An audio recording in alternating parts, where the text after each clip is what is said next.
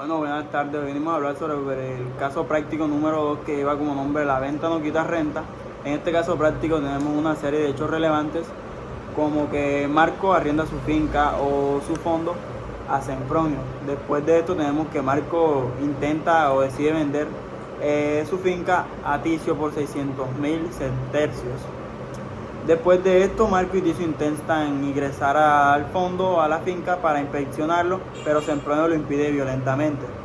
De estos hechos relevantes podemos sacar dos preguntas, que la principal sería qué interdictos podrían usar Marco y Ticio contra Sempronio, y que si Sempronio no hubiera estado presente, ¿había perdido Marco la posesión de su fondo?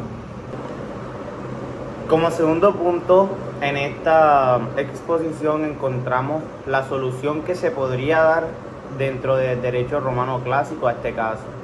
Como primera solución están los interdictos que son aplicables. En el derecho romano los interdictos eran acciones judiciales para proteger la posesión de bienes, y en este caso para Marco, que es el vendedor y el arrendador, se podría utilizar el interdicto undebi, que este se utiliza en contra de la violencia posesoria, ya que Sempronio como colono o arrendatario le impide el acceso al fondo. Según Marcelo, el arrendador conserva la posesión hasta que se la entregue al comprador. Si el colono lo impide, el interdicto corresponde al arrendador, que en este caso sería Marco.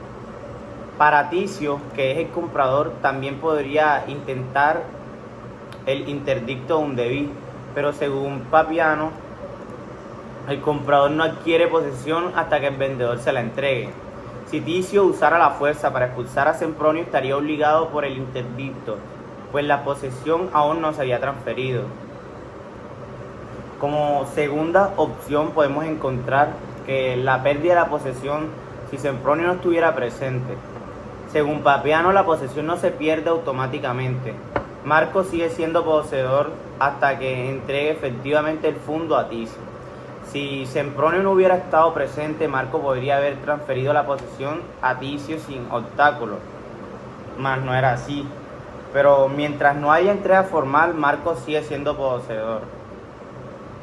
Como última posible solución a este caso entre el derecho romano, podemos encontrar que Gallo hablaba sobre el marco que debe garantizar que el comprador Ticio respete el arrendamiento, que en este caso es hacia Sempronio. Si no lo hace, Sempronio puede demandar a Marco por incumplimiento del contrato de arrendamiento. Este se llama actio conducti. A continuación hablaremos de la solución de este caso en el derecho colombiano actual. Se basa en el Código Civil colombiano y el caso se resolvería de la siguiente forma. Como primero tenemos los derechos del arrendatario, que en este caso sería Sempronio.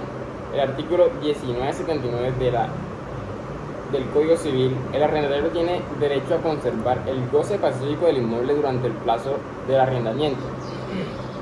El artículo 1986 del Código Civil también nos dice que la venta de este inmueble no extingue el arrendamiento, salvo pacto contrario. Lo que quiere decir que la venta no quita la renta. Como segundo momento tenemos las acciones de Marco y Ticio. Marco, que en este caso sería el vendedor, podría accionar contra Sempronio por perturbación de la posesión, que sería una acción posesoria. Y Ticio, comprador, solo podría reclamar la entrega del inmueble una vez finalizado el arrendamiento o exigir a Marco que garantice su derecho. Como tercer momento tenemos la pérdida de la posesión. En Colombia, la posesión se pierde por abandono o entrega a otro. Si Marco no entregó el fundio a Ticio, sigue siendo poseedor, aunque Sempronio esté ausente. Bueno, finalmente tenemos lo que son las críticas y reflexiones. Principalmente tenemos una crítica que sería una comparación entre el derecho romano antiguo y el derecho moderno. Que en Roma la posesión era un hecho protegido por interdictos, mientras que hoy se protege con acciones civiles.